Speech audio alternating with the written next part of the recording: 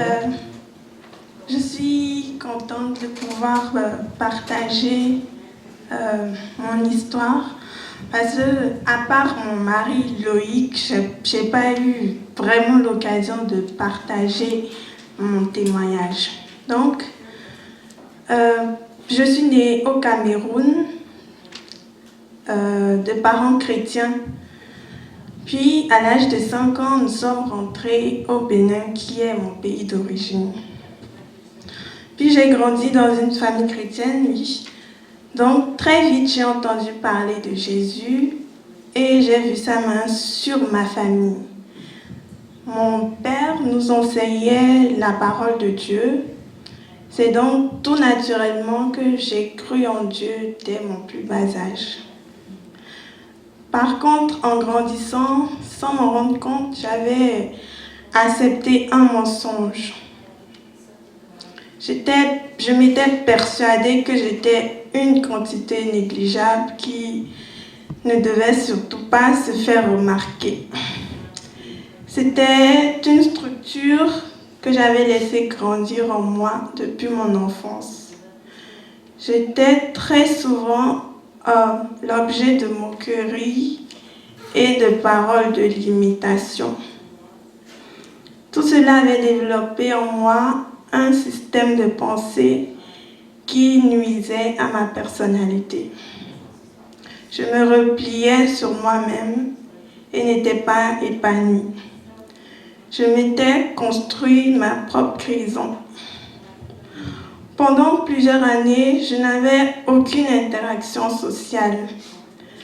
Malgré le fait que j'avais accepté que Jésus était mon sauveur, car je croyais en ce qu'il avait fait pour moi à la croix, j'ignorais totalement qu'on pouvait vivre de la manière dont j'essaye de vivre aujourd'hui, c'est-à-dire obéir à la parole de Dieu.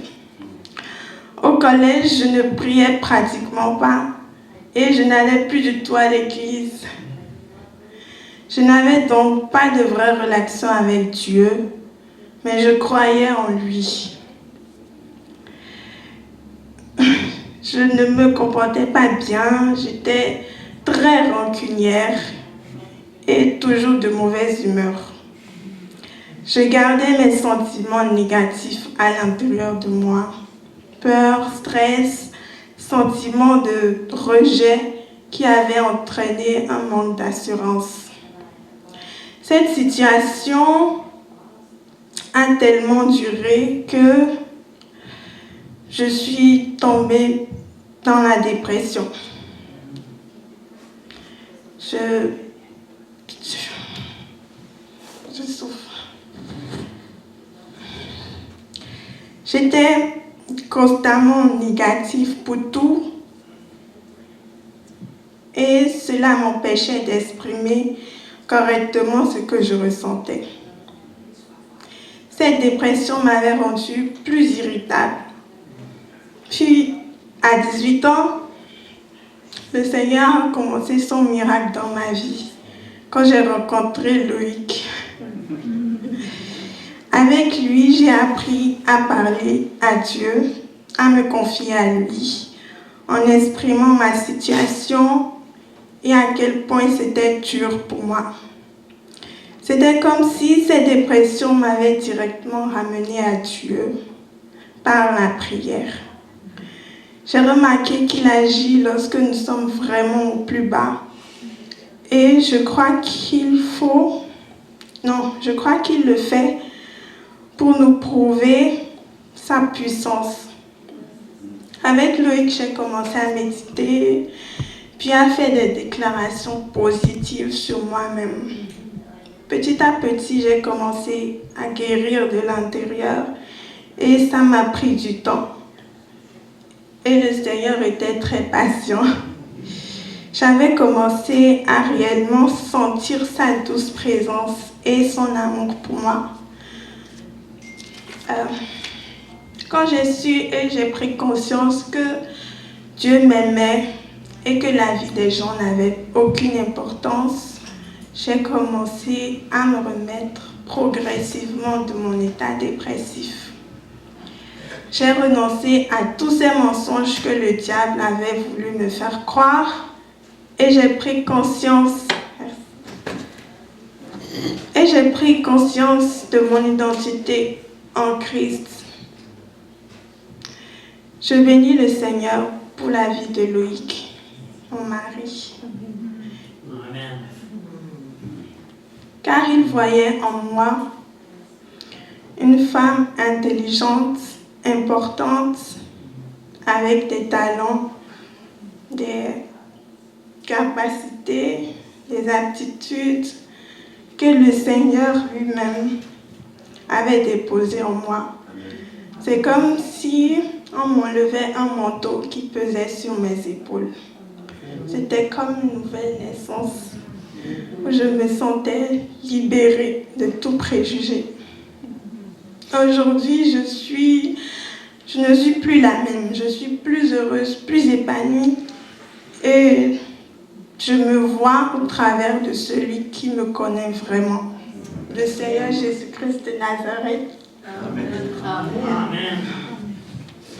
Voilà.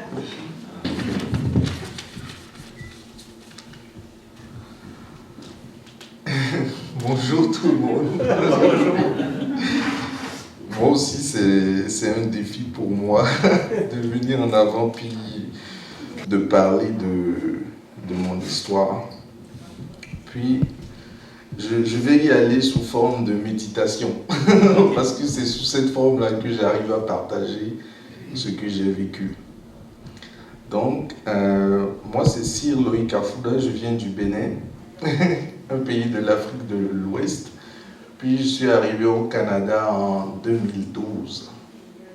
Donc ça fait 10 ans que je suis là. Et j'ai étudié ici, j'ai fait mon bac puis ma maîtrise ici. Puis je suis rendu maintenant dans le nord du Québec. Ce que je vais...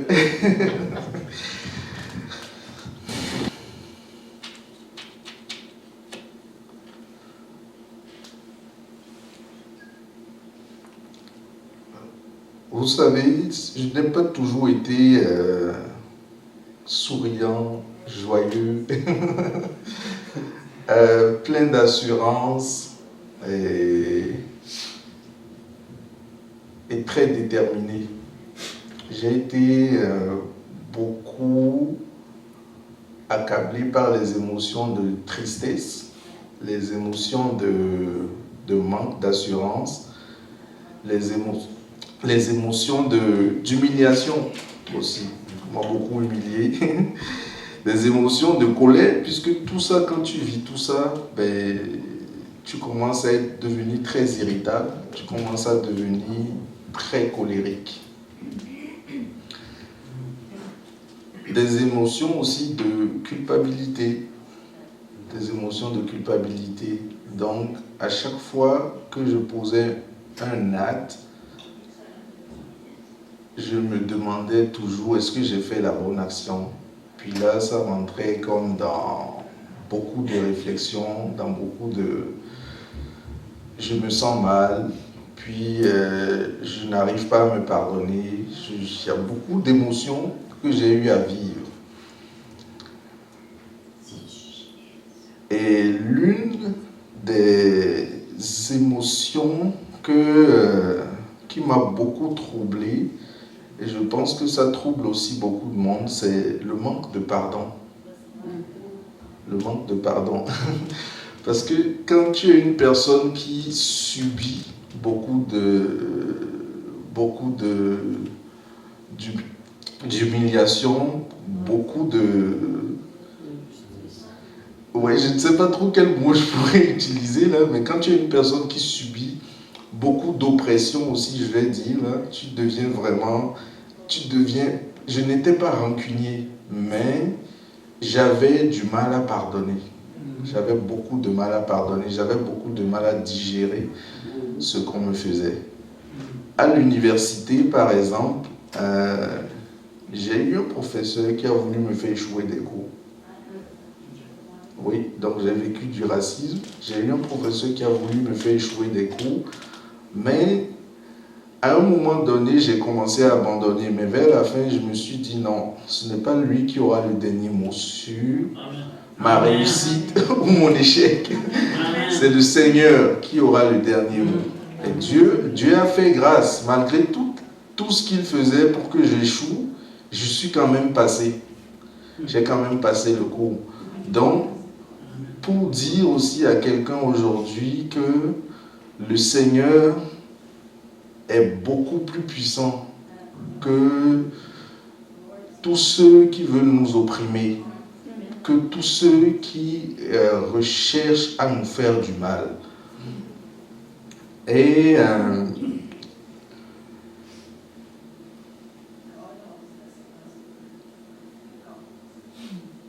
j'ai eu aussi une autre situation. J'ai vécu aussi des situations d'échec. Donc, des situations d'échec. Ça, il faut que j'en parle. C'est important que j'en parle pour qu'on voit comment le Seigneur nous aide à surmonter ces situations-là. Dans 2 domaines, précisément. Dans le domaine des études, j'ai jamais eu d'échec. Parce que j'ai toujours remis entre les mains du Seigneur mes études. Quand je priais, quand j'ai fait mon bilan, parce qu'à un moment donné, il faut toujours faire un bilan. Quand j'ai fait le bilan dans ma vie, là, juste avant ma conversion, j'ai remarqué qu'au niveau de mes études, j'ai toujours prié pour mes études, j'ai toujours remis entre les mains du Seigneur mes études. Donc ça fait qu'au niveau des études, j'ai jamais connu d'échec. Mais en amour, oui, j'en ai connu. J'ai connu des échecs en amour. Et professionnellement aussi, après mes études, j'ai connu d'autres échecs. J'ai passé l'examen j'ai fait un bac en agroéconomie. J'ai passé l'examen de l'ordre des agronomes, puis je l'ai raté par 2 fois. Et la raison qu'on me donnait, pour laquelle je l'ai raté, la raison qu'on me donnait, c'est que on me dit, ce n'est pas par manque de compétences, c'est juste parce que le jury n'est pas en faveur. Vous voyez là, donc ça fait que ça, c'est une grosse blessure. C'est une blessure qui m'a... C'est une situation qui a ouvert une grosse blessure. Parce que je ne m'attendais pas à ce genre de commentaires. Que ce ne soit pas par... Si c'est par manque de compétences, je comprends.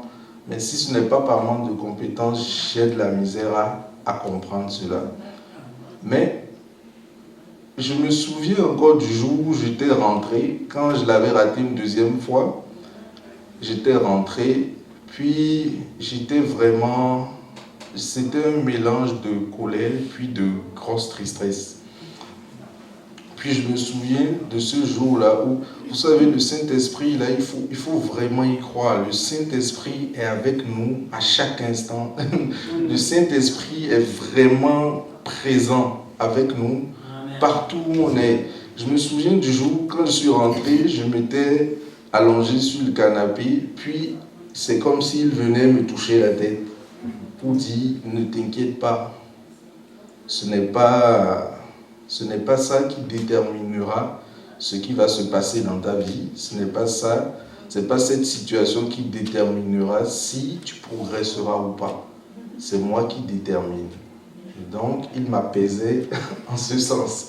Je sais que ça peut faire bizarre, mais c'est vraiment ça, comme un père qui viendrait au chevet de son fils malade pour prendre soin de lui. S'il a les maux de tête, prendre une serviette froide puis lui mettre sur le front. C'est exactement ce qu'il me faisait ce soir-là, quand je me souviens. Donc, pour dire à quelqu'un qui se retrouverait aussi qui vivrait une situation comme ça, d'avoir la conviction que le Saint-Esprit est là, d'avoir la conviction que le Saint-Esprit est présent en toutes circonstances, à tout moment, puis à chaque seconde. Il n'y a pas une seconde où il est absent. Il faut l'intégrer. C'est quelque chose que j'ai appris à intégrer, sa présence. une autre situation, comme je disais, toujours dans le milieu professionnel, ça je vais taire le nom de cette entreprise-là et de ce monsieur-là, c'est que lui, par exemple, il me disait toujours des paroles dégradantes à chaque matin que j'allais au travail. Et c'était devenu comme, vous voyez, quand tu te lèves, puis c'est un poids pour toi d'aller travailler. C'est ce que j'ai ressenti. Mais dans cette situation, le Seigneur m'a quand même inspiré pour que j'arrive à concevoir des outils qu'ils utilisent encore, je le sais très bien. Mais le Seigneur m'a permis de concevoir ces outils-là au-delà de ses attentes et au-delà des miennes aussi, parce que je ne m'en croyais pas capable. Je pense que c'est pour ça que j'ai pu aider ma femme aussi, parce que moi-même je suis passé par là, par cette situation-là. Et pendant cette situation, ce que j'ai aussi appris à faire, c'est les déclarations positives. J'ai rejeté tous ces mensonges-là que le diable voulait me faire croire. Et vous savez, là, ça va être en conclusion. On va lire le chapitre 17 de Jean, la prière que Jésus fait pour nous. Il y a beaucoup de choses qu'il a dites dans cette prière-là et que je souhaiterais qu'on lise à la fin de mon témoignage. Donc, pendant cette période de ma vie aussi, j'ai beaucoup fait des déclarations positives, accepté. Vous savez, des fois on lit ce que le Seigneur Jésus-Christ dit de nous. Nous sommes le sel, nous sommes la lumière. Il nous dit qu'il nous aime. Maintenant, je ne vous appelle plus, j'ai oublié un peu ce passage-là, mes disciples, mais mes amis, je vous appelle mes amis. Vous voyez, toutes ces étapes-là, il les dit. Et ce sont toutes des choses qu'il faudrait déclarer, puis accepter et se convaincre de cela. Parce que c'est dans la parole. Si c'est dans la parole, c'est que c'est une réalité pour nous. Et souvent, on ne prend pas le temps, à mon humble avis, de se convaincre de toutes ces réalités-là. Amen. Amen. Puis, donc, il y a ce passage-là de ma vie, un autre passage de ma vie qui a déclenché ma conversion, ça a été parce que là, j'ai vécu une période après où tout allait mal en même temps dans tous les domaines. Oui, tout allait mal en même temps dans tous les domaines, financièrement, en amour, professionnellement, tout allait mal en même temps. Puis, ce jour-là, quand je suis rentré à la maison, je suis allé prier. Donc moi, ma conversion s'est faite chez moi, dans ma chambre. Je suis allé prier entre le Seigneur et moi. Ça, là, je me suis mis à genoux, puis je lui ai dit, là, je suis fatigué d'échouer. Je suis fatigué de tourner en rond. Je suis fatigué que une partie du temps, ça va bien, une autre partie du temps, ça va mal. Donc, la vie en dents de scie, je suis fatigué de ça aussi. Et ça prend ça pour que la situation d'une personne change. Ça prend le fait qu'il soit fatigué de la situation et qu'il décide d'en sortir. Et ça, le Seigneur attend beaucoup ça de nous. C'est ce que j'ai remarqué. Parce que quand je lui ai dit, maintenant, je veux apprendre à te connaître. Je veux comprendre pourquoi ça ne marche pas dans ma vie, pourquoi ça va mal dans ma vie. Puis, justement, il m'a rappelé quelque chose que je disais tantôt. Au niveau de tes études, comment ça s'est passé? Et je lui ai dit que j'ai toujours réussi. Et il me demande pourquoi tu as toujours réussi. Et je dis parce que c'est là que ça a fait un déclic dans ma tête, parce que j'ai toujours remis mes études entre ses mains. Toujours remettre, quel que soit ce qu'on veut faire, toujours le confier entre les mains du Saint-Esprit. C'est hyper important. Ça, c'est ce que j'ai vraiment appris. C'est de toujours apprendre à confier tout à Dieu, puis à entrer dans son repos. Donc, c'est ce qu'il m'a dit, c'est ce qu'il m'a dit. Comment ça s'est passé, pourquoi ça s'est passé comme ça? Je dis, parce que j'ai toujours mis entre tes mains mes études.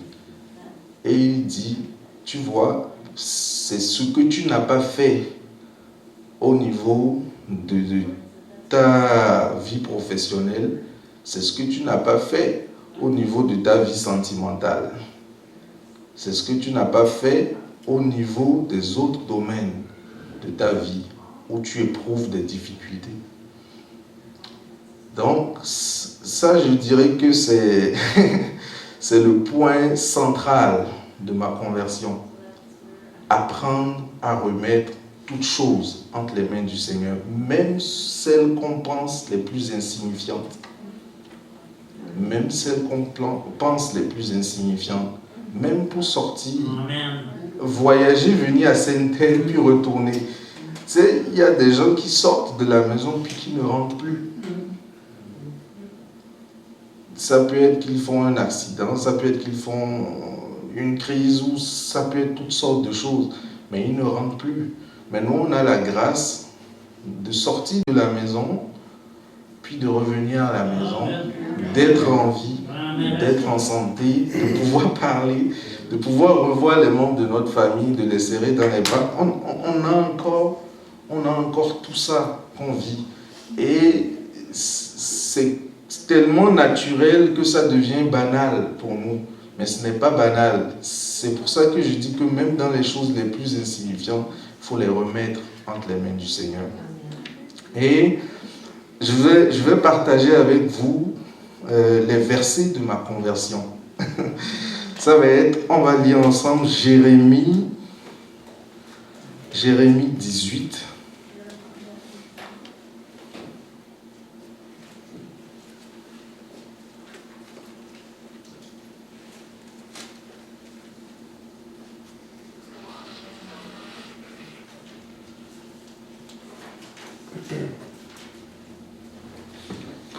Là, je vais lire la version Louis II.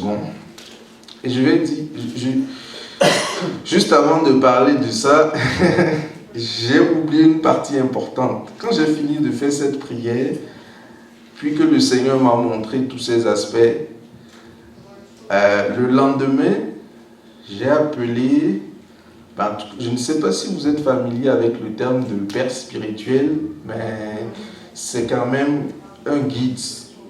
En tout cas, quelqu'un à qui on est redevable, comme le pasteur dit souvent, quelqu'un à qui on est redevable, et c'est lui que j'ai appelé, et c'est lui mon beau-père.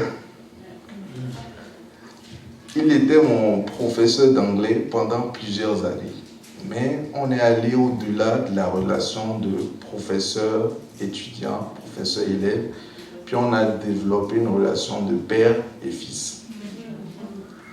Et c'est lui que j'ai appelé ce jour-là, puis je lui ai expliqué la situation, puis je lui ai expliqué la discussion que j'avais eue avec le Seigneur cette nuit-là. Et le Seigneur n'avait jamais été aussi proche. Vous savez, là, quand le Seigneur n'est pas loin, le Seigneur n'est pas dans les cieux et puis il nous laisse sur la terre tout seul. Il est vraiment proche de nous. C'est pas comme si j'avais une vie spirituelle vraiment disciplinée, que je méditais chaque jour et tout ça. Mais ce soir-là, quand je suis arrivé le voir pour lui parler, il m'a répondu.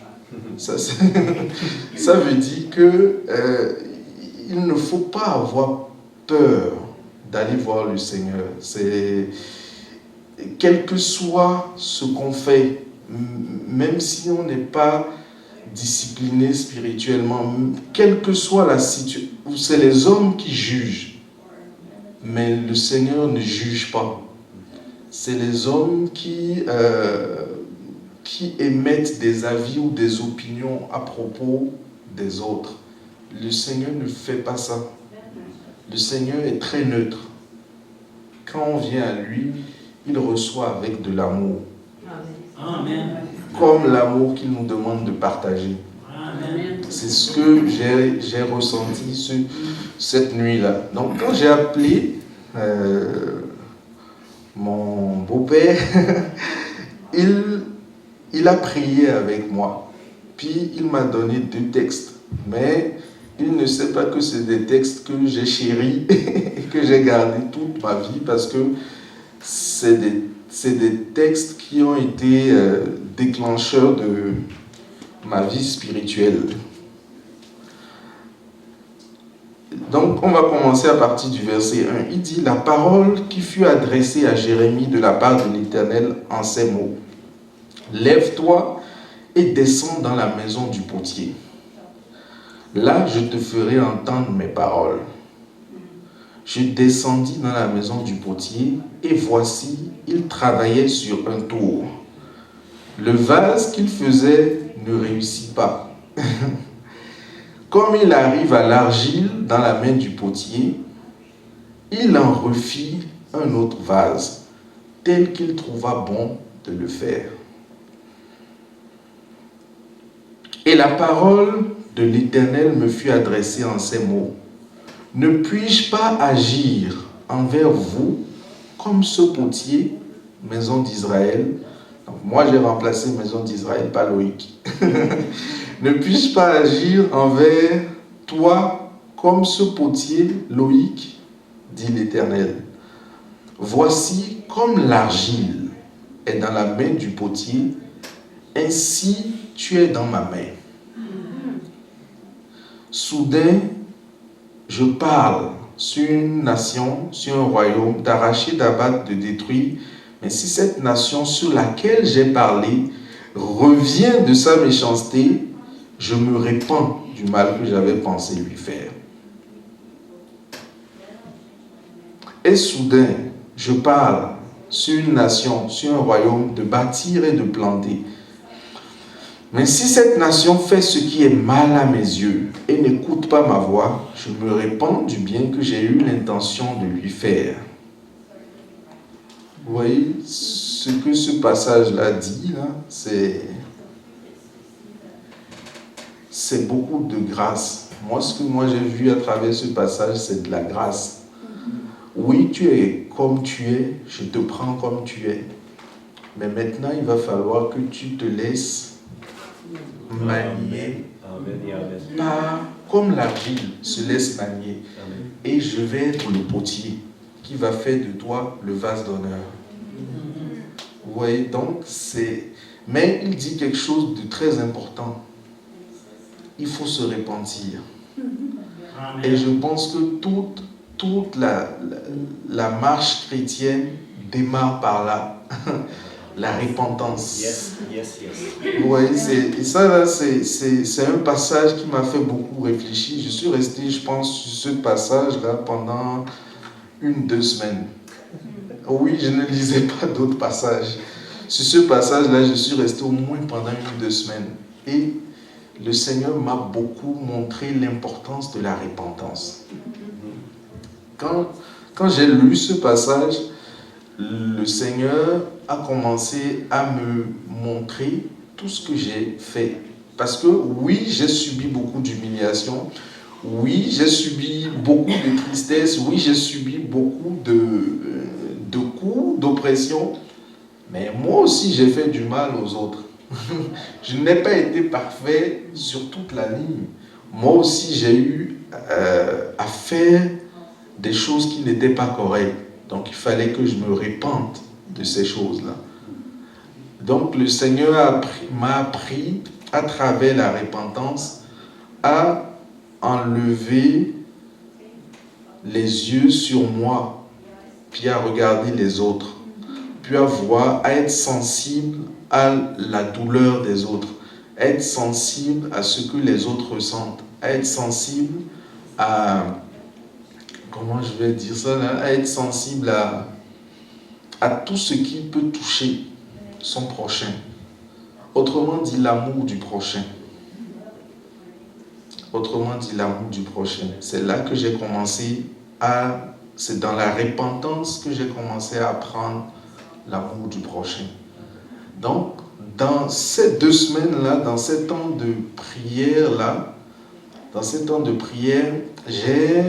je suis beaucoup...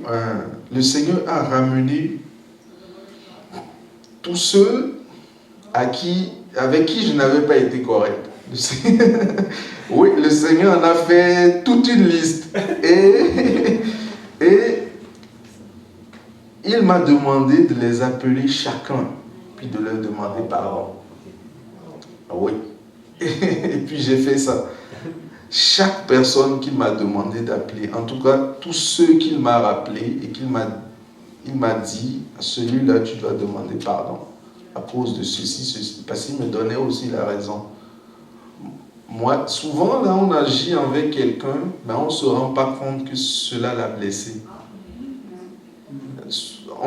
On agit juste comme ça, mais on ne se rend vraiment pas compte que ce qu'on vient de faire vient de toucher cette personne-là. Même si, à la base, on croyait bien faire.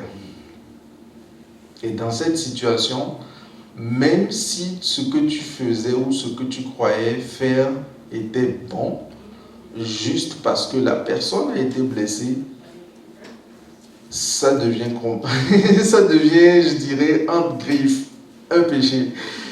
Et il faut te repentir de cela. Parce que le Seigneur, quand lui vient à nous, ne nous blesse pas. Quand le Seigneur vient à nous pour nous reprocher quelque chose que nous avons fait ou pour nous réprimander par rapport à quelque chose, lui ne vient pas pour nous agresser, il ne vient pas pour nous faire nous sentir mal ou blessés. Donc, ce que j'ai appris aussi dans mon temps de repentance, c'est à bien réfléchir, à demander au Saint-Esprit de me donner la manière de parler pour transmettre le message que je veux transmettre à quelqu'un. Ça, c'est ce que j'ai appris durant mon temps de repentance. Et après le temps de repentance,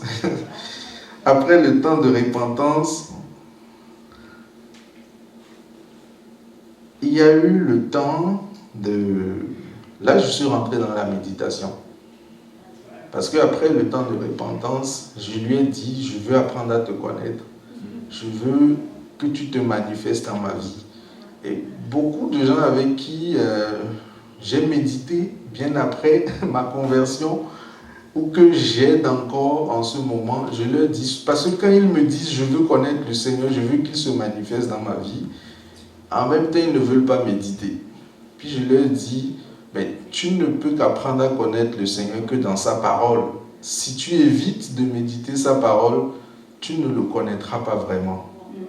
Ça prend la lecture de la parole, ça prend la méditation, ça prend l'enseignement que tu tires de ces méditations et ça prend aussi l'obéissance à ces enseignements-là qu'il te donne.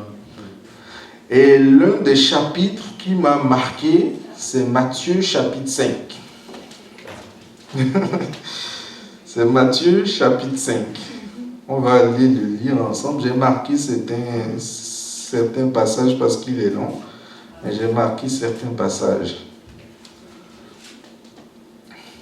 Donc là, on dit sermon sur la montagne, les béatitudes. Ça, c'est quelque chose qui m'a beaucoup marqué. Dans mon cheminement, là, ça a été un des passages qui m'a le plus marqué. On va le lire ensemble. Il dit, voyant la foule, Jésus monta sur la montagne. Et après qu'il se fut assis, ses disciples s'approchèrent de lui. Puis, ayant ouvert la bouche, il enseigna et dit, heureux les pauvres en esprit, car le royaume des cieux est à eux. Ça, c'est beaucoup de... Ça, c'est de 1 à 12, là, je pense que j'ai passé aussi une autre semaine là-dessus. Pour bien comprendre. Mais, il dit, heureux les pauvres en esprit, car le royaume des cieux est à eux. Et je me suis demandé, c'est qui les pauvres en esprit? Et la réponse que j'avais eue en ce moment-là, c'était ceux qui comprennent que sans le Christ, ils ne sont rien. C'est ça. C'est ce que j'avais eu comme réponse. Ceux qui comprennent que leur esprit humain ne peut rien faire. Leur esprit humain est limité, leur esprit humain n'a pas la capacité d'aller au-delà des choses physiques. Et donc, j'ai lu ça et puis il dit heureux les pauvres en esprit, car le royaume des cieux est à eux. Ben, je veux que le royaume des cieux soit à moi. Donc, j'ai commencé à faire cette déclaration. Vous voyez, là, c'est pour ça que c'est très important là, de déclarer sur sa vie, de parler sur sa vie, sur la base de la parole de Dieu, pas d'autre chose. Sur la base de la parole de Dieu, pas d'autre chose. C'est vraiment juste. Vous voyez, comme j'ai lu tantôt, là, il dit ainsi vous êtes dans ma main, vous vous appropriez le verset. C'est ce que j'ai appris à faire. Ainsi tu es dans ma main. Donc quand je lis, c'est que le Seigneur me parle et puis s'adresse à moi directement. Donc je veux que le royaume des cieux soit à moi. Donc j'ai commencé à déclarer cela. Seigneur, je ne veux plus penser que je suis capable de quelque chose sans toi. Tout dépend de toi. Tu es ma force. Tu es mon refuge. C'est ça, l'humilité. Tu es mon refuge. Ça a commencé avec ce verset-là.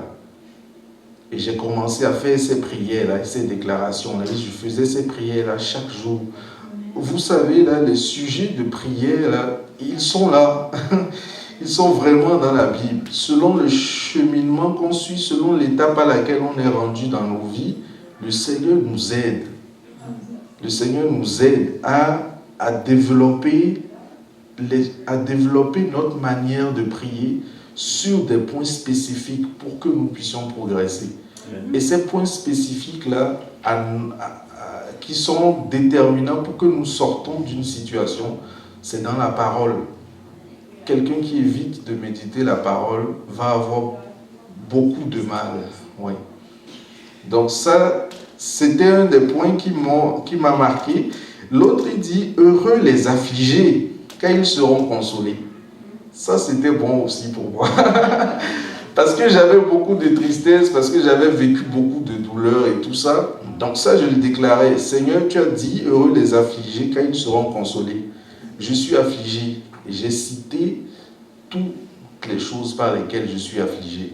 Et ça, là, c'est l'autre chose que j'ai apprise aussi, c'est important d'être sincère avec le Seigneur quand on s'en va prier. Ce n'est pas la peine de tourner autour du pot. Le Seigneur n'est pas frustré par le fait qu'on vienne lui dire directement ce qu'on a. Il faut aller clairement dire au Seigneur, voilà Seigneur, je suis affligé par telle situation, je suis affligé par telle situation, voici telle personne m'a fait ceci et ça m'a fait mal. Je suis affligé par ça, console-moi. Saint-Esprit, console-moi. C'est aussi un sujet de prière qui m'a beaucoup aidé dans ma vie. Comme je disais, là, le manque de pardon, là, ici j'ai écrit le manque de pardon et une gangrène. Le manque de pardon, je l'ai écrit ici, mais c'est ça. Heureux les affligés car ils seront consolés. Parce que tant que tu ne pardonnes pas, tu ne vas pas pouvoir être consolé. Tu vas ruminer cette douleur-là, tu vas ruminer ce qu'on t'a fait là pendant longtemps, puis ça va devenir une amertume. Et quand l'amertume naît, les racines de l'amertume, bien évidemment, ça va produire des fruits négatifs. Tu vas devenir très, pas agressif physiquement, mais agressif dans tes propos. Tu es irrité, tu es tout le temps fâché, tu es tout le temps énervé, puis ça produit beaucoup d'émotions.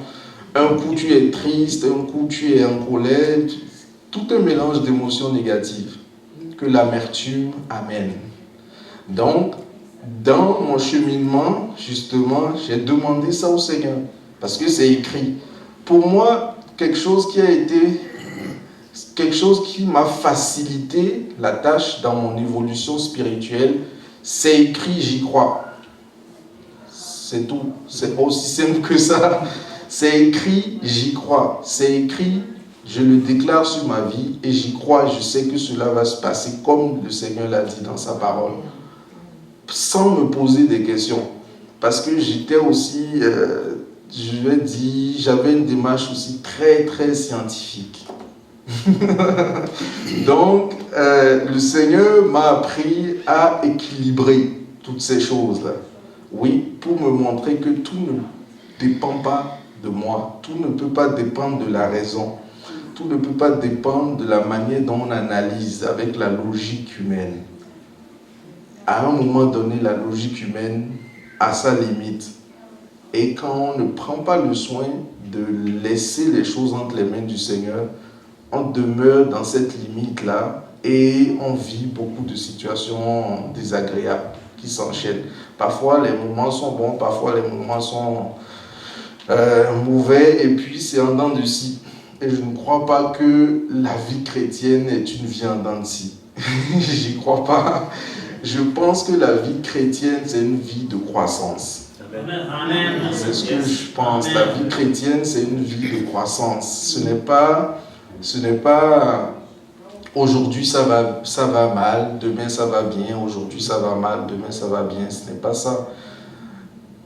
C'est une vie de croissance. À un moment donné, les souffrances qu'on vit, on ne les perçoit plus comme des souffrances, on les perçoit comme des épreuves, comme Jacques le dit. Et là, à ce moment-là, Jacques dit, regardez toutes ces épreuves comme des sujets de joie. Ça aussi, c'est quelque chose qui m'a marqué quand je l'ai lu. Parce que c'est ça ça m'a beaucoup soulagé.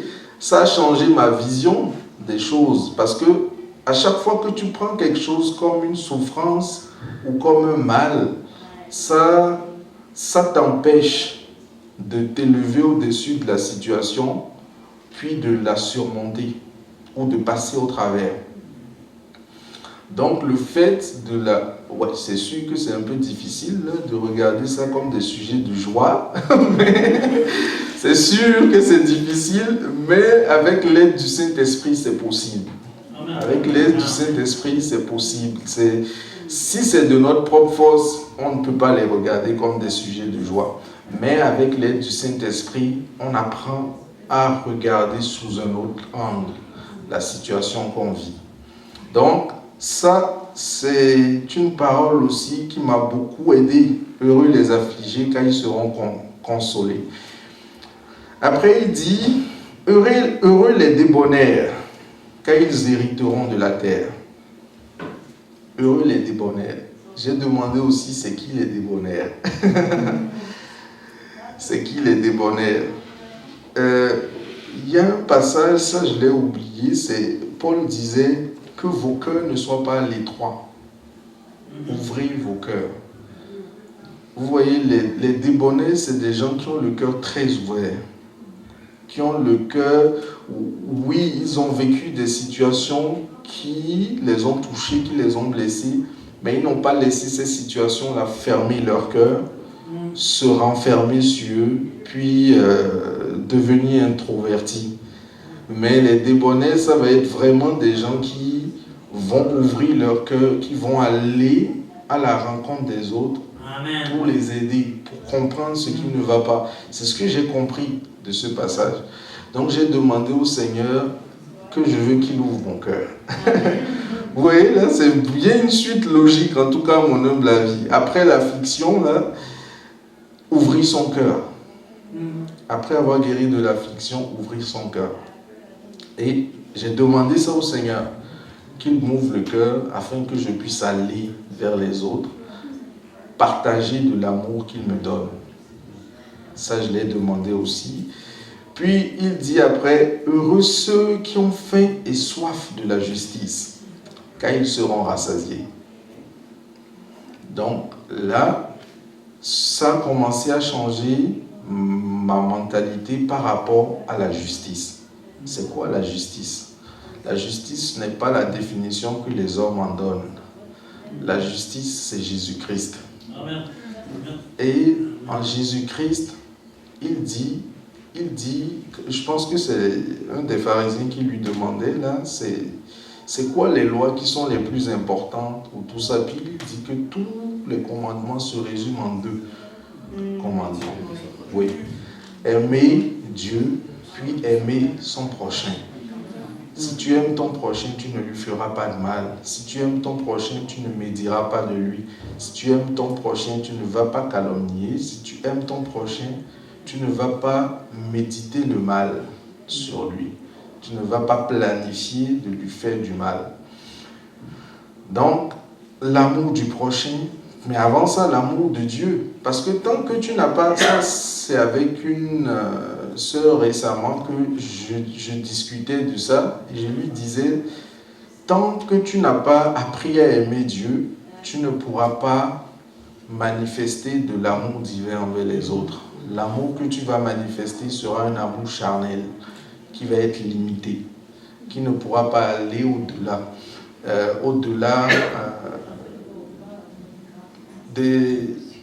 des blessures ou des situations, parce que personne n'est parfait.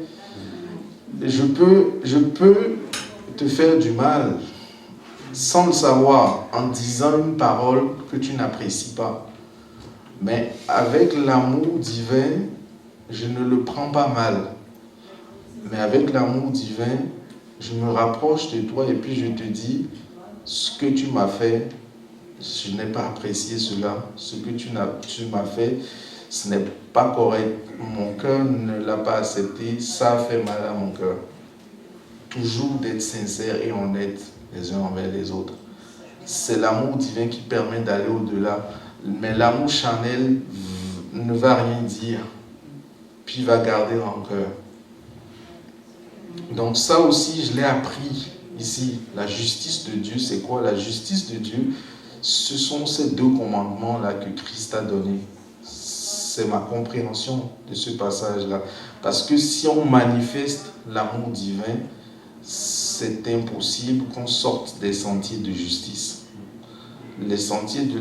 Tant qu'on est dans l'amour de Dieu, et tant qu'on est dans l'amour de notre prochain, et qu'on demande au Saint-Esprit de nous aider, parce que ce n'est pas par notre propre force que nous pouvons faire cela. Ce n'est pas par notre propre force que nous pouvons faire cela. Tant qu'on demande au Seigneur de nous aider, il va toujours nous accompagner dans ce cheminement-là. On n'est pas tout seul. Ça, là, je veux dire aussi à quelqu'un qui se sent seul, qui est dans une situation où dans sa tête, il pense qu'il est tout seul, de savoir qu'on n'est pas tout seul. Le Saint-Esprit est là jusqu'à la fin des temps. C'est lui-même qui nous l'a dit, je serai avec vous jusqu'à la fin des temps. Je ne vous délaisserai pas, je ne vous abandonnerai pas. Et comme c'est écrit, j'y crois. Simplement, pas de questions à se poser. Il faut y croire. Et c'est sûr, quelqu'un qui est dans une situation de solitude, non, il n'est pas tout seul. Il n'est pas tout seul. Dieu est avec lui. Il faut crier à Dieu. Il ne faut pas avoir peur de crier à Dieu. Il est là. Il est là pour garder ses enfants. Il est là pour soutenir ses enfants. Ce n'est pas un père irresponsable. Il est un père responsable. Et il sait chacune des situations qu'on vit. Donc, je veux dire encore, il faut croire en Dieu. Il faut lui dire ce qui ne va pas. Rien de ce qui se passe sur cette terre-là ne doit nous empêcher de vivre l'amour de Dieu. Je pense que c'est Paul qui le disait. Qu'est-ce qui peut nous séparer de l'amour de Dieu? Serait-ce les tribulations? Qu'est-ce qui peut nous séparer de l'amour de Dieu? Rien ne doit pouvoir nous séparer de l'amour de Dieu. On doit le garder à l'esprit, quelles que soient les situations qu'on vit, qu'on peut toujours faire appel au Seigneur. Et lui dire, Seigneur, j'ai besoin de toi. Fais quelque chose. Fais quelque chose, j'ai besoin de toi. Je veux sortir de cette situation, puis demeurer dans la joie que tu as prévue pour moi. La joie, l'autre chose que j'ai appris, c'est que la joie ne dépend pas de ce qu'on vit. La joie dépend du Saint-Esprit. La joie ne dépend pas de ce qu'on vit. Oui, on peut être triste. Ça fait bizarre de dire que quand on est triste, il faut louer le Seigneur. Ça fait bizarre de le dire, mais il faut apprendre à le faire. La chair n'est pas favorable à ça. Mais pour justement faire taire la chair, pour dominer la chair, pour passer au-dessus de la chair, puis être en esprit, il faut apprendre à sortir de cette zone de confort-là. Et quelle que soit la situation qu'on vit, de le louer. De le louer, de l'adorer, de le louer, de l'élever au-dessus de toutes les situations qu'on vit. Souvent, on le chante en adoration qu'il est au-dessus de toutes choses. Pourquoi ne pas simplement le déclarer et prier avec cette parole-là? Souvent, là, les paroles des chants, pour moi, ce n'est pas des chants. Pour moi, c'est des prières. Moi, je prie avec les paroles des chants d'adoration puis de louange. Je prie avec. C'est ça, pour moi, ça fait toute la différence de juste les chanter ou de juste les jouer. Je prie avec chacune de ces paroles-là. Je déclare chacune de ces paroles-là en prière sur ma vie.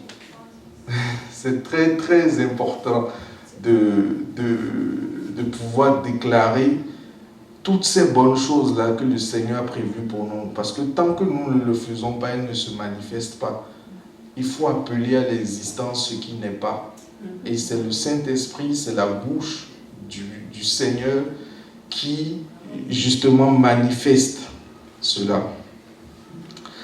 Puis il dit, heureux les miséricordieux, car ils obtiendront miséricorde. Donc, si tu es miséricordieux envers ton prochain, tu obtiendras miséricorde avec le Seigneur. C'est aussi simple que ça. J'y crois, donc j'applique. Donc, c'est pas facile, je demande l'assistance du Saint-Esprit. Saint-Esprit, aide-moi à être miséricordieux, apprends-moi à être miséricordieux. Peut-être que je connaissais la définition du mot miséricorde, mais maintenant je ne veux plus la connaître selon la chair. Vous voyez, c'est comme Paul dit, même si nous avons connu le Christ dans la chair, maintenant nous ne le connaissons plus selon la chair, mais maintenant nous le connaissons en esprit. Il faut que ça soit pareil aussi dans toutes ces situations-là qu'on vit.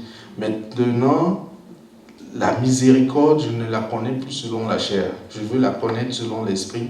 Saint-Esprit, aide-moi. Apprends-moi à être miséricordieux. Et là, la définition de miséricorde change complètement encore. Il dit, heureux ceux qui ont le cœur pur, car ils verront Dieu. Je pense que tout le monde a envie de voir Dieu. Donc, c'est écrit, ceux qui ont le cœur pur verront Dieu. Saint-Esprit, apprends-moi à avoir le cœur pur. Apprends-moi à avoir le cœur pur. Il faut le demander. Oui, le sacrifice du Seigneur Jésus-Christ nous purifie de tout péché et nous donne la victoire sur le péché. Mais aussi, il faut ajouter que le Seigneur nous accorde la grâce de garder notre cœur pur. Parce qu'on est des humains, à tout moment on peut flancher, à tout moment on peut trébucher, à tout moment on peut tomber. Donc, demander au Saint-Esprit de nous apprendre à demeurer dans la pureté. Il dit, heureux ceux qui procurent la paix, car ils seront appelés fils de Dieu. Vous voyez, là, c'est toutes des choses que je me suis appropriées et que j'ai intégrées à mon être. Je veux être fils de Dieu, je veux être appelé fils de Dieu. Ok, donc on me dit, il faut que j'apporte la paix autour de moi. Et je crois que, comme Jacob, Abraham, Isaac, ils donnaient des noms à Dieu selon la situation qu'ils vivaient, selon ce que le Seigneur leur faisait. Moi, je pense que si je devais donner un nom à Dieu, ça serait paix. Oui, parce qu'il m'a apporté beaucoup de paix. Il m'a apporté beaucoup de paix et je tiens à ce que tous ceux que je rencontre soient aussi en paix quand ils sont avec moi, mais que j'arrive à leur transférer aussi cette paix-là du Christ que j'ai reçue, que quand ils repartent, cette paix-là demeure avec eux. Ça, c'est autre chose que ce passage m'a appris. Parce que quand j'ai demandé au Seigneur, je lui ai dit, moi-même, je n'ai pas la paix. Donc je ne peux pas l'apporter aux autres. Je ne peux pas donner quelque chose à quelqu'un, quelque chose que je n'ai pas à une autre personne. Donc j'ai demandé au Seigneur, donne-moi la paix. Moi aussi je veux vivre cette paix-là que tu as promis. Parce que tu dis dans ta parole, je ne vous donne pas la paix comme le monde la donne. Ça veut dire que la paix que le Christ nous donne, elle est éternelle, elle est constante, elle ne varie pas en fonction des situations qu'on vit. La paix que le Saint-Esprit, que le Christ nous donne, le Saint-Esprit nous donne, c'est vraiment une paix constante. C'est une paix qui n'est pas variable. Parce qu'on dit aussi, le Dieu en qui il n'y a aucune onde de variation. Vous voyez, c'est toutes des choses que si je n'avais pas pris le temps de méditer, je ne saurais pas.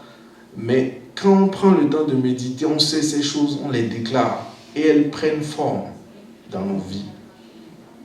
Par la grâce du Saint-Esprit. Et il dit, heureux ceux qui sont persécutés pour la justice, car le royaume des cieux est à eux. Ça veut dire quoi? Ça veut dire que nous devons apprendre, nous devons vraiment apprendre à pratiquer la justice de Dieu. Que moi je résume à mon humble avis en les 2 commandements que le Seigneur a donnés. Que le Seigneur a donné l'amour de Dieu, puis l'amour du prochain. Apprendre à pratiquer ça. Parce que même en pratiquant cela, des gens trouveront encore le moyen de nous vouloir du mal. C'est l'humain. Le monde est comme ça. Ils trouveront encore des choses à dire, ils trouveront encore des choses à critiquer sur notre manière de faire. Mais c'est à nous de ne pas regarder cela, de ne pas prêter attention à cela, car il dit dans sa parole que le royaume des cieux est à nous, qui ne prêtons pas attention à toutes ces critiques, qui ne prêtons pas attention à tous ces faux témoignages. Il y a tellement de choses qu'on peut citer. Il y a tellement de choses qu'on peut citer. Mais qu'on ne prête pas attention à tout cela.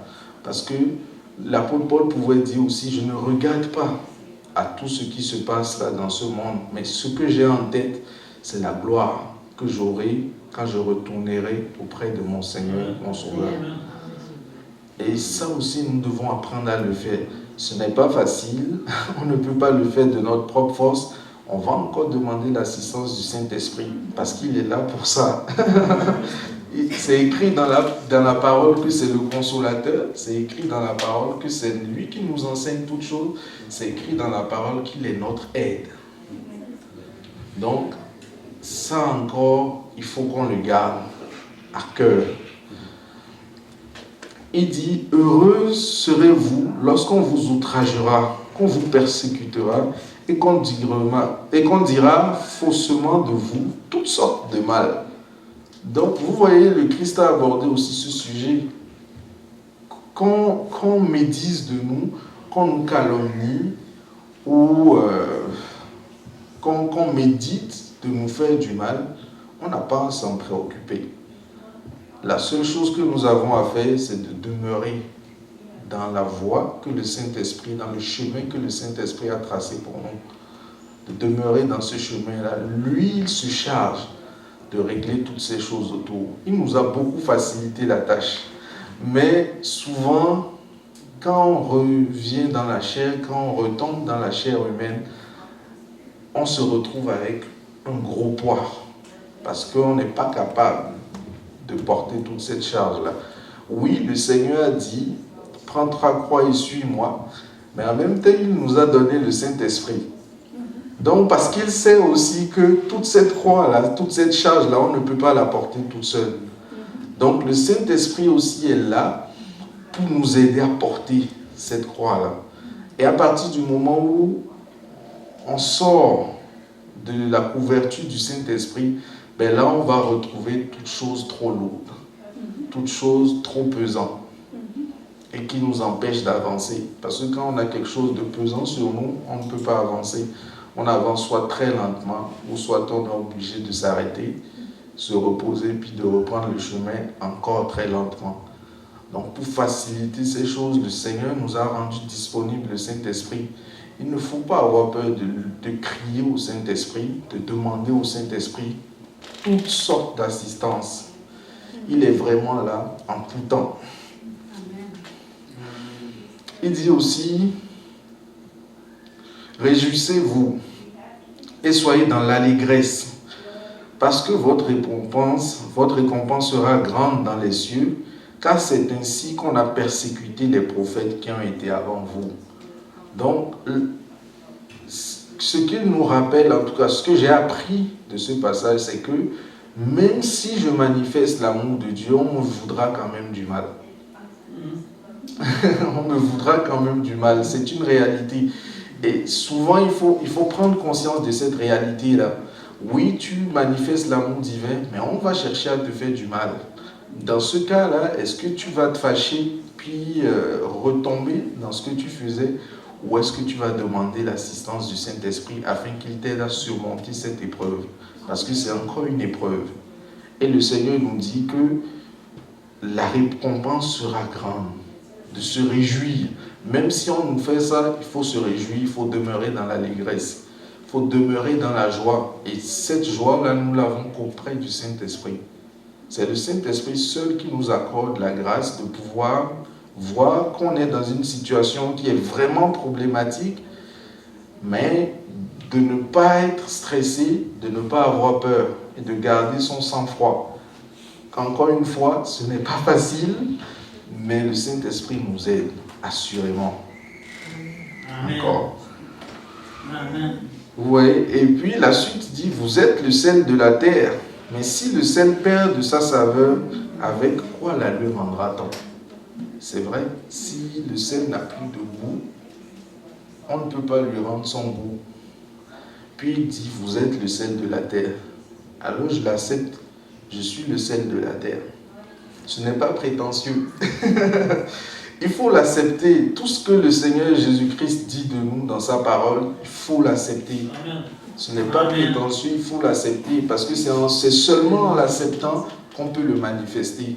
Tant qu'on ne l'a pas accepté, on ne peut pas le manifester. Et il dit aussi, vous êtes la lumière du monde. Une ville située sur une montagne ne peut être cachée. Il dit, et on n'allume pas une lampe pour la mettre sous le boisseau, mais on la met sur le chandelier et elle éclaire tous ceux qui sont dans la maison. Oui, j'y crois, ce n'est pas prétentieux de vouloir briller. La lumière brille toujours dans les ténèbres. Toujours.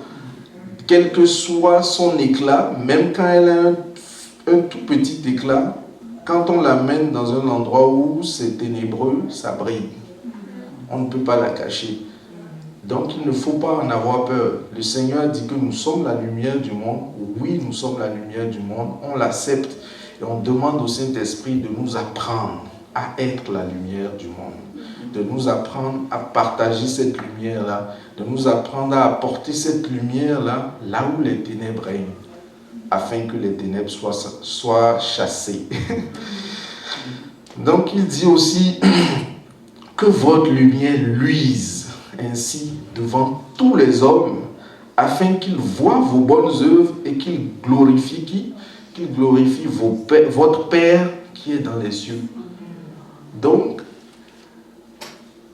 on n'a pas à se cacher. Il faut apporter l'amour du Seigneur partout. On n'a pas à se cacher. Il faut apporter cette lumière-là partout, parce qu'il y a des gens qui en ont besoin. Je discutais avec une sœur la dernière fois, puis elle me disait, je méditais avec elle, et puis elle me disait, j'ai l'impression que je suis seul dans ce monde. Et je lui ai dit, non, tu n'es pas seul dans ce monde. Elle dit, j'ai l'impression que c'est toi seul qui es dans ce monde avec le Seigneur. Et je dis, tu n'es pas seul dans ce monde. Le Seigneur est avec toi. Puis il y a d'autres personnes comme toi qui sont aussi avec le Seigneur et qui cherchent à apporter la lumière. Et quand tu vas être prête, quand le Saint-Esprit va te juger que tu es prête, il t'enverra aussi apporter cette lumière-là autour du monde. Mais en même temps, je lui ai dit, la leçon aussi que ça me donne, c'est que nous ne parlons pas assez de Christ. Nous ne parlons pas assez de Christ, nous ne parlons pas assez de la lumière qu'il a apportée dans nos vies, nous ne parlons pas assez de l'amour, de la joie, de l'allégresse qu'il apporte dans nos vies. Il faut que nous en parlons. Si nous n'en parlons pas, à un moment donné, nous allons en être attristés. À un moment donné, nous allons en être attristés parce que nous ne partageons pas la bonne nouvelle, nous ne partageons pas cet amour-là que le Seigneur a mis en nous, nous a permis, nous a accordé la grâce de goûter. C'est important que nous le partageons. Ça aussi, c'est quelque chose que j'ai appris dans ce passage. Et un autre passage qui m'a beaucoup marqué, c'est le verset 29. Ça, je dirais que c'est le deuxième texte qui m'a beaucoup marqué, c'est du 29 à 30. Si ton œil droit est pour toi une occasion de chute, arrache-le et jette-le loin de toi. Car il est avantageux pour toi qu'un seul de tes membres périsse et que ton corps entier ne soit jeté dans la géhenne. Et si ta main droite est pour toi une occasion de chute, coupe-la et jette-la loin de toi, car il est avantageux pour toi qu'un seul de tes membres périsse et que ton corps entier n'aille pas dans la géhenne. Donc, ce que ça m'apprend, ça, c'est que quand nous vivons des situations qui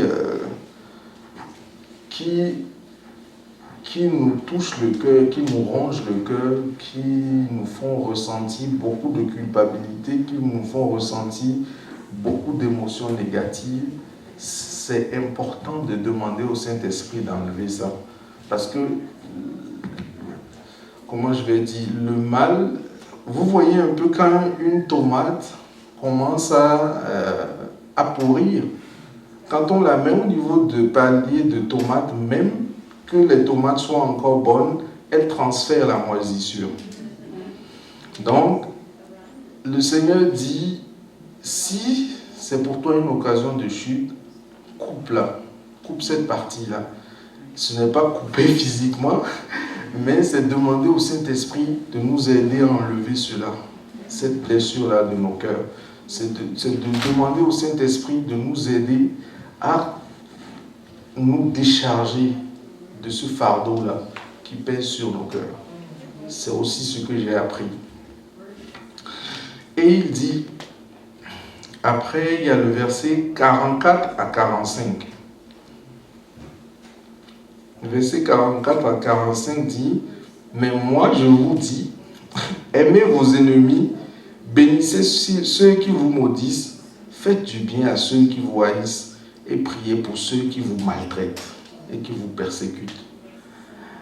Et afin que vous soyez fils de votre Père qui est dans les cieux, car il fait lever son soleil sur les méchants et sur les bons, il fait pleuvoir sur les justes et sur les injustes. Donc, l'autre chose aussi que j'ai appris, c'est que, oui, j'ai vécu des situations qui m'ont affligé. Et des gens m'ont fait du mal, mais il faut que je prie pour eux. Oui, on te maltraite, mais prie pour la personne. Et prie que le Saint-Esprit t'aide à ne pas garder rancœur. Prie que le Saint-Esprit t'aide à ne pas avoir des ressentiments envers cette personne-là. C'est très important. Le Saint-Esprit est vraiment là pour ça. Si je dois dire aussi qu'un point est très essentiel dans le témoignage, c'est l'assistance du Saint-Esprit. Sans le Saint-Esprit, je n'aurais pu rien faire. Sans le Saint-Esprit, je crois que j'aurais sombré. Donc, c'est vraiment très important qu'on garde cela dans nos cœurs, que le Saint-Esprit est là pour nous aider justement dans ce cheminement-là. Ce n'est pas facile de prier pour quelqu'un qui te maltraite. C'est pas facile de prier pour celui qui te maudit. C'est pas facile de déclarer des paroles de bénédiction sur sa vie. Généralement, on va vouloir le maudire aussi, ou on va préférer se taire. Dans les deux cas, c'est des situations qui vont gangréner nos cœurs. Et il faut apprendre justement à bénir, quel que soit ce qu'on nous fait. Le Saint-Esprit est là pour nous aider. C'est sûr que par la force humaine, on ne peut pas. C'est toujours le Saint-Esprit qui est là et qui va nous aider. Donc encore, demander l'assistance du Saint-Esprit. Et il dit, j'ai écrit ici surtout le verset 46 et 47. Il dit, si vous aimez ceux qui vous aiment, quelle récompense méritez-vous? Ça m'a fait réfléchir aussi, je pense, pendant une autre semaine. Si vous aimez ceux qui vous aiment, quelle récompense méritez-vous?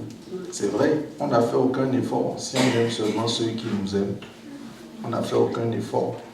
Alors qu'on sait très bien que pour avoir une couronne, pour avoir une récompense, il faut avoir travaillé, il faut avoir mené notre partie d'effort. Et le Saint-Esprit est là pour nous aider à cela. Donc il dit, quelle récompense méritez-vous? Il dit, les publicains aussi n'agissent-ils pas de même? Et si vous saluez seulement vos frères, que faites-vous d'extraordinaire? Ça aussi, ça m'a pris une autre semaine là-dessus. Parce que souvent, quand des gens nous ont vraiment fait du mal, on les évite. On cherche à ne plus les voir, on cherche à ne plus avoir contact avec eux. On ne veut plus rien savoir. Donc, il dit, si vous saluez seulement vos frères, que faites-vous d'extraordinaire? Donc, même le bonjour d'amour, il faut pouvoir le dire. Même si on ne va plus avoir la même relation comme avant, puis qu'on préfère garder les distances, il n'en demeure pas moins qu'on doit manifester l'amour envers ces personnes-là. Si le Seigneur a prévu qu'on travaille ensemble, on travaillera ensemble plus tard. Mais si ce n'est pas dans les plans du Seigneur, on ne travaillera pas ensemble. Mais une chose qui est certaine, c'est qu'on doit manifester l'amour. Oui, donc le témoignage aussi, un autre point essentiel, c'est l'amour. L'assistance du Saint-Esprit pour manifester l'amour. Toujours pour manifester l'amour. Et il dit donc, soyez donc, les païens aussi n'agissent-ils pas de même? Soyez donc parfaits, comme votre Père Céleste est parfait. Ouais, c'est pas facile. On vise la perfection, on vise l'excellence, on vise la perfection. Ce n'est pas facile, mais le Seigneur dit qu'on peut être parfait. C'est écrit, j'y crois. C'est écrit, j'y crois. Et j'y crois parce que je sais que je n'ai pas à le faire seul. J'y crois parce que je sais que le Saint-Esprit m'apportera son assistance. Amen. Toujours garder ça, Amen.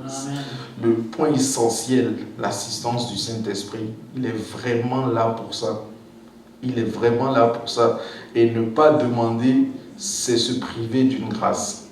De ne pas demander son assistance. Il est toujours là pour ça. Donc ça, j'ai écrit ici vie chrétienne. Donc ça veut dire que c'est ma marche. Ça c'est ma marche chrétienne. Ça c'est les chapitres qui m'ont beaucoup marqué. Vous voyez, il n'en a pas gros là, on est juste resté dans le chapitre 5. C'est juste ça là, c'est quelque chose qui a été déterminant dans le début de ma marche chrétienne. Et le deuxième verset qui s'ajoute, qui est venu comme appuyer et confirmer ma conversion, c'est le verset Matthieu 6, versets 22 à 23.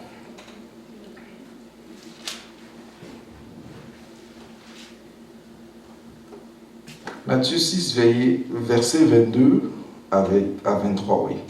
L'œil est la lampe du corps. Si ton œil est en bon état, tout ton corps sera éclairé.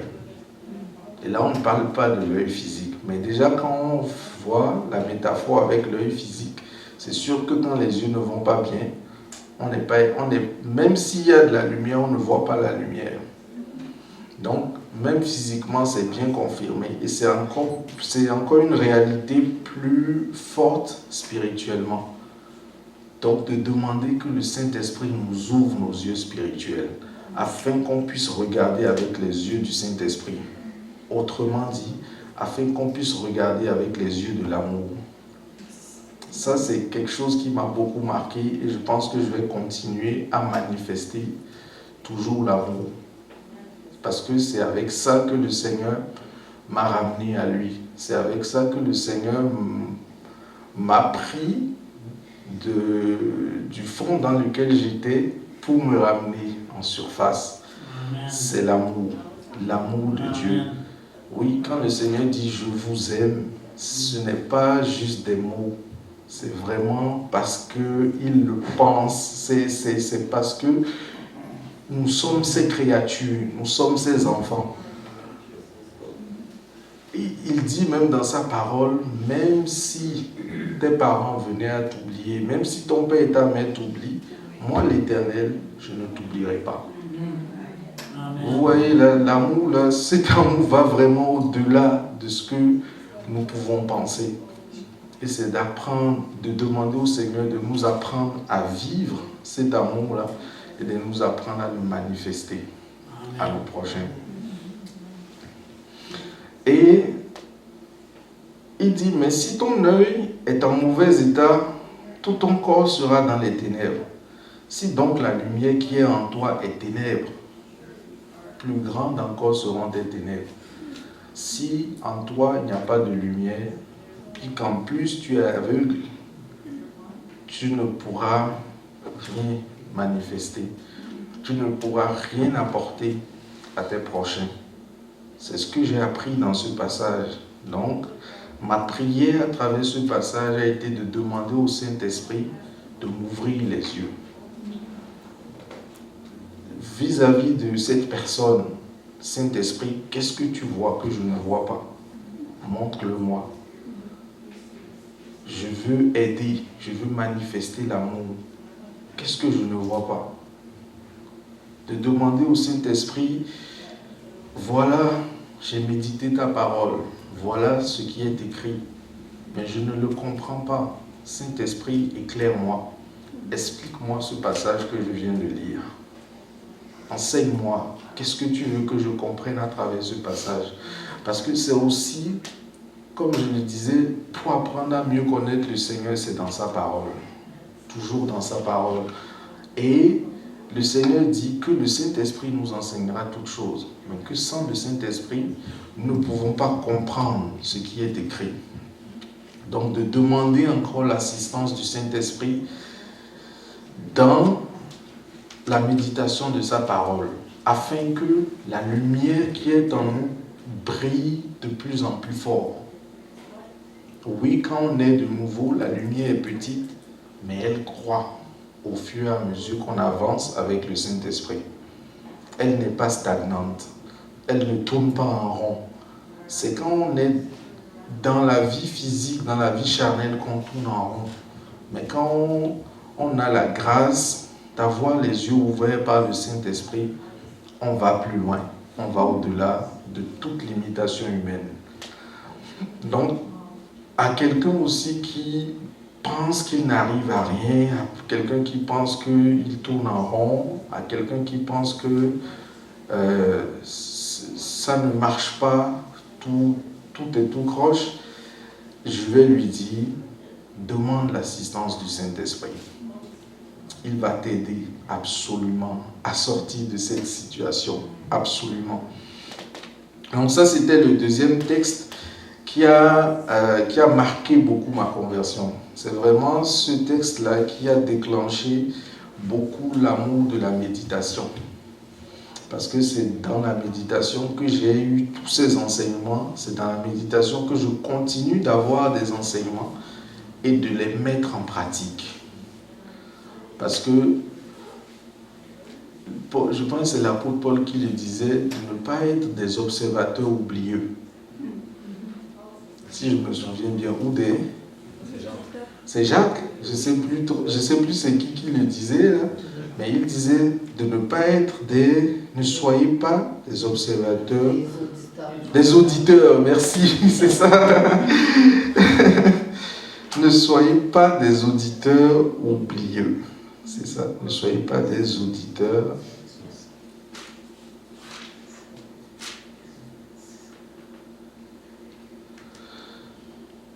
Oui, Jacques 1, verset 27. Donc il dit, mais celui qui aura plongé les regards dans la loi parfaite, la loi de la liberté, et qui aura persévéré, n'étant pas un auditeur oublieux, mais se mettant à l'œuvre, celui-là sera heureux dans son activité. Vous voyez donc, il ne suffit pas juste de méditer la parole, mais il faut aussi demander au Saint-Esprit de nous aider à la pratiquer, à la mettre en pratique. Donc, une chose encore à retenir, c'est qu'on n'est pas tout seul. C'est que le Saint-Esprit est là pour nous accompagner dans chaque partie de notre vie, dans chaque étape de notre vie. Le Saint-Esprit est là pour nous porter assistance. Amen. Puis, dans mon cheminement, l'autre point qui a été marquant, c'est d'avoir quitté Québec pour le Nord. Puis là, hier, quand je méditais, dans mon temps de méditation, le Seigneur m'a rappelé un cantique. Je ne sais pas si vous le connaissez, ça s'appelle « La voix du Seigneur m'appelle ». Oui, c'est ça. La voix du Seigneur m'appelle. Prends ta croix, viens sur moi. Et je réponds, Sauveur fidèle, me voici, je suis à toi. Donc, une chose qui a été déterminante, c'est que j'ai demandé au Seigneur, qu'est-ce que je dois faire présentement? Là, il faut que je... Ah, j'ai oublié de parler d'une partie. En amour. Donc, c'est important, en tout cas, c'est important de bien choisir son conjoint ou sa conjointe. C'est très important. Parce que j'ai beaucoup aussi tourné en rond sur ce point-là. Sur ce point-là, parce que je n'ai pas fait attention à ce que le Seigneur me montrait. Le Seigneur m'a inspiré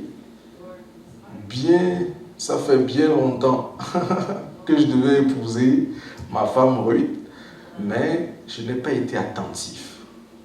Et je voudrais vraiment rappeler à ceux qui sont dans ce cheminement-là aussi, de la recherche du conjoint, que le Seigneur met toujours la lumière. Il n'y a pas d'ambiguïté avec le Seigneur. Le Seigneur inspire toujours sur la personne qui doit nous accompagner au fil de notre vie. Parce qu'avec elle, les choses ont arrêté de tourner en rond. Beaucoup d'aspects dans ma vie ont arrêté de tourner en rond. Avec elle, là, quand on s'assoit puis qu'on parle, là, maintenant, les projets prennent forme et les projets se mettent en marche. Oui, parce qu'il y a une étape est que le projet prenne forme, mais une autre étape est que le projet se mette en marche. Parce que même s'il prend forme et qu'il ne se met pas en marche, l'objectif final ne sera pas atteint. On restera sur notre soif. Donc, je rends grâce aussi beaucoup pour la vie de mon épouse. Ça m'a apporté aussi beaucoup d'assurance par rapport à la vision que le Seigneur m'a donnée, beaucoup de paix et de tranquillité. Parce que quand on est avec quelqu'un avec qui on se dispute tout le temps, puis c'est jamais la paix, puis on n'arrive pas à communiquer, on n'arrive pas à se mettre sur la même longueur d'onde pour avancer, c'est un gros problème, c'est un gros poids. Oui, et puis ça peut aussi mener à l'avortement du ministère. Même que le Seigneur a préparé quelque chose pour toi, juste parce que tu choisis mal, ça peut t'empêcher de faire ce que le Seigneur a prévu pour toi. Donc c'est vraiment important de laisser le soin au Seigneur de choisir. Parce qu'il il y a beaucoup de joie. On dit que c'est la bénédiction de l'Éternel qui enrichit et elle n'est suivie d'aucun chagrin. Ça c'est vrai, elle n'est suivie d'aucun chagrin. Mais les bénédictions qu'on provoque nous-mêmes en tant qu'humains, après on éprouve beaucoup de chagrin. Pour éviter ces chagrins-là, c'est important, vraiment important de laisser le Seigneur faire les choix déterminants pour nous, les choix déterminants de nos vies, de laisser le Seigneur les faire. Donc, je vais au travail, je reviens, mais j'ai la paix, j'ai hâte de rentrer. Ça n'a pas de prix. Ça n'a pas de prix. Mais quand tu sors, puis tu reviens, puis que c'est un souci pour toi de rentrer, parce que vous allez encore vous disputer, ça c'est autre chose encore. C'est vraiment des tracas qui nous empêchent d'avancer. Ouais. Donc, là, on arrive à la fin, hein? Ne vous inquiétez pas. Après, il dit, la voix du Seigneur m'appelle, pour revenir sur ça. Donc, c'est le Seigneur qui m'a inspiré d'aller dans le nord. C'est pour ça que j'ai tout quitté, puis que je suis parti. Et j'ai bien fait de faire confiance au Seigneur, parce que dans ce temps-là, ma situation financière était très, très, très compliquée. Mais donc de laisser tout ce que le Seigneur... Quand le Seigneur te dit « laisse ton travail » alors que tu sais qu'il faut que tu payes les factures, il faut que tu payes beaucoup de choses, mais il te dit « laisse ton travail puis va vers le nord ». J'ai obéi, je suis parti, puis je n'ai pas regretté parce qu'à chaque étape de ma vie, le Seigneur s'est toujours manifesté. Tout ce que j'ai planifié, rien ne s'est passé de la manière dont je l'ai planifié, parce que je l'ai planifié avec la sagesse humaine. Mais la manière dont le Seigneur a conduit notre vie, je vais dire maintenant, parce que je ne suis plus tout seul, la manière dont le Seigneur conduit notre vie, c'est vraiment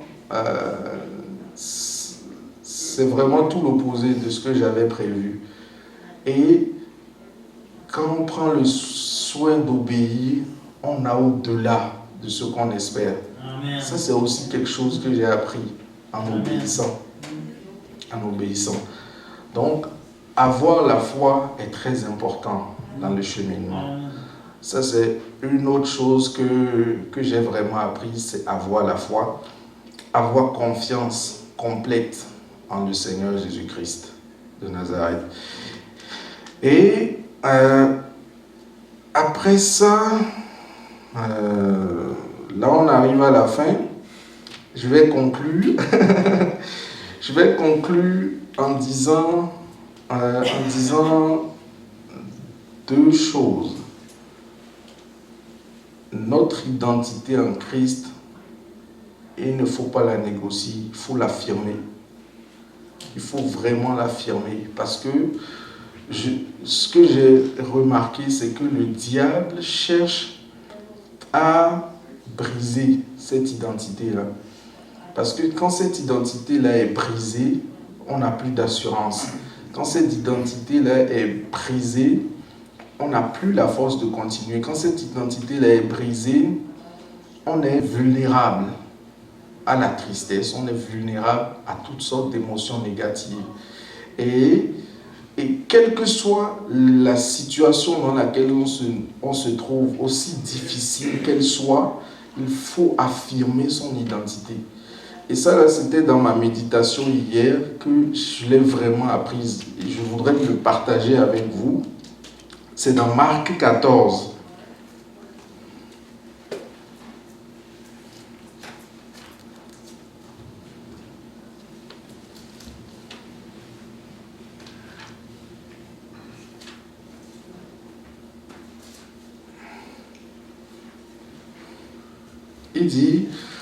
On dit ici, quelques-uns, à partir du verset 57, il dit, quelques-uns se levèrent et portaient un faux témoignage contre lui, disant, nous l'avons entendu dire, je détruirai ce temple fait de main d'homme, et en 3 jours, j'en bâtirai un autre qui ne sera pas fait de main d'homme.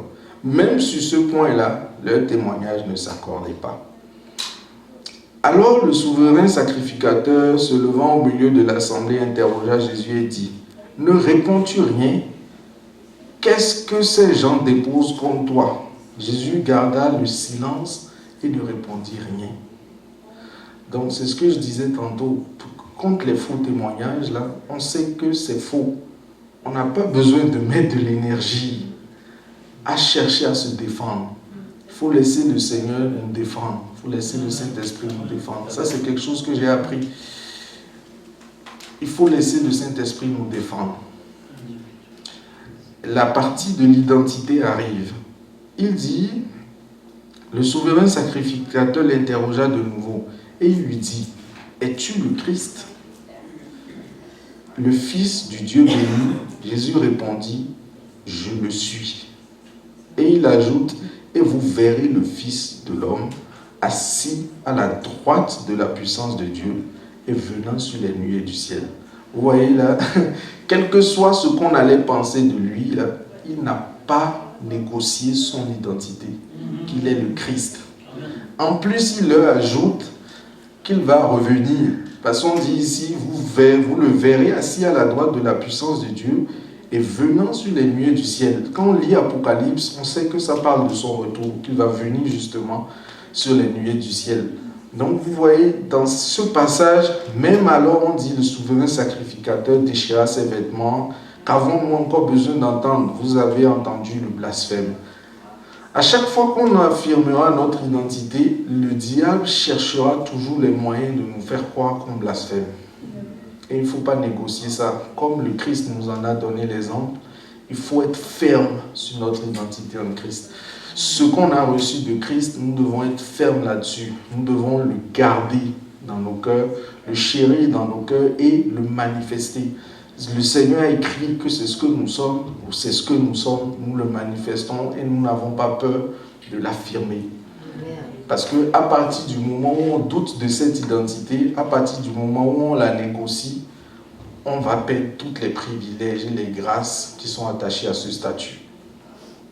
Donc, ça là, c'est le point, je dirais, final de mon témoignage, c'est de ne pas laisser qui que ce soit nous faire douter de notre identité en Christ, ne pas laisser qui que ce soit briser notre identité en Christ.